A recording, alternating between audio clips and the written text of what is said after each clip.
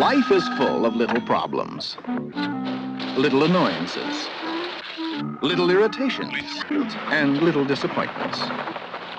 It's a movie about people driven to insanity and desperate acts of violence by the simple experience of living in a large American city. This was in Roger Ebert's review of Little Murders by Alan Arkin. It's the 1971 film that's adapted from Pfeiffer's stage play. The film's about this character, Alfred, played by Elliot Gould. Our central protagonist is a bit of a weirdo, a bit of an oddball. He doesn't fit into the world that surrounds him.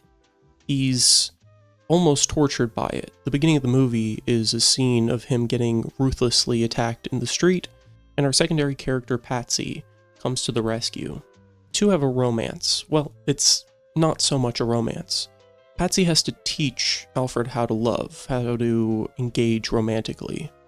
Alfred, after all, is a self-proclaimed apathist. He doesn't feel anything, or at least he puts on a face that he doesn't. So this is a romance that is almost unrequited, in which one person is in love and the other is, well, as Gould says, I think I'm in love. I really nearly trust you.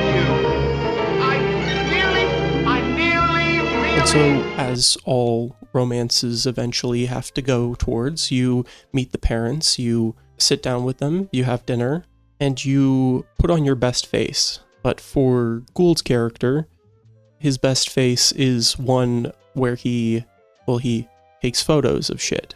So that's what I do now. What? Take pictures of shit.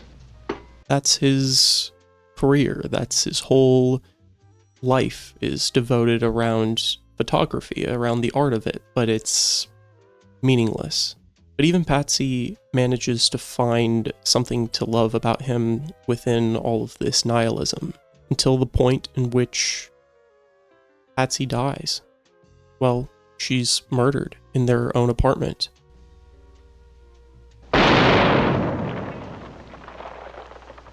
Hence the title. Though I think the title has a bit more double meaning than simply just murder, or the literal sense of murder.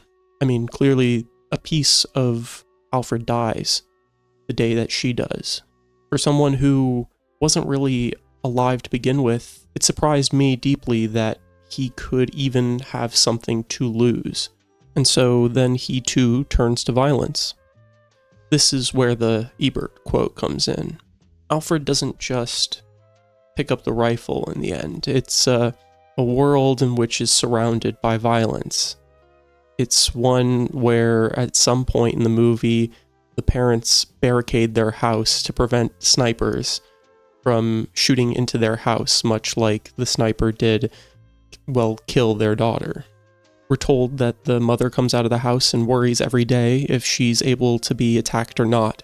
Everyone seems to be brutally violent within this film, filled with so much anger. Even the detective is a psychopath, played by Arkin himself. But is this Arkin trying to comment on the city itself, or is this Arkin, or Pfeiffer, commenting on the violence within our protagonist himself? I tend to think that it's the latter, that his apathy is violent in nature, that it's not as harmless as Alfred would like you to think. And so we're given a character who treads throughout this psychotic world, this world of violence, and does nothing about it. It's almost normalcy for him. And I think that's where the violence comes from. Like, are Patsy's parents actually this crazy? Are they actually this cold when their daughter dies? I tend not to believe that anyone really acts like this. I think it's an exaggeration.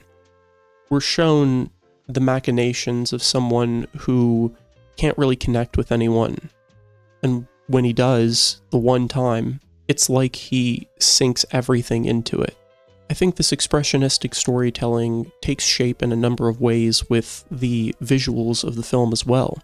There's scenes repeatedly where the lights flicker out and we lose power, but nobody seems to notice it.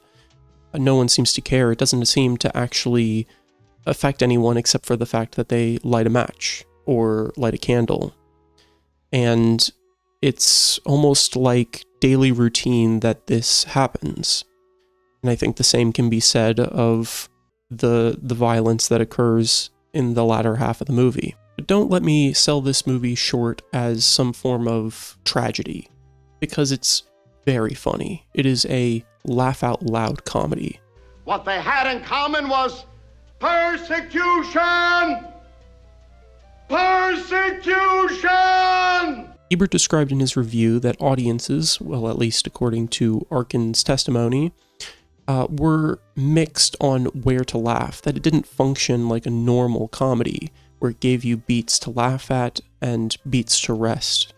It more seeps in a odd sort of derangement, one that I personally couldn't help but laugh every single moment of, but I can see where others might waver or just be confused.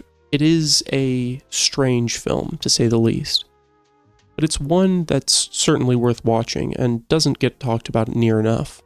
With a runtime of 108 minutes, it's certainly worth your time.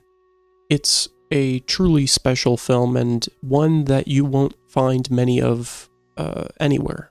In all corners of film history, there only exists a few films that are just this unique and interesting, funny and dark, biting, and also sweet and wholesome.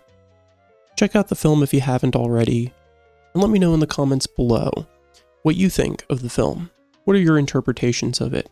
Do you find that it's saying something grander about the city life and the isolation that it brings, or about those who live within the city, those who roll with the punches, take the punches, and keep on taking them? And don't forget to subscribe if you want to see more videos like this. This has been Sessions on Cinema, and thank you for watching.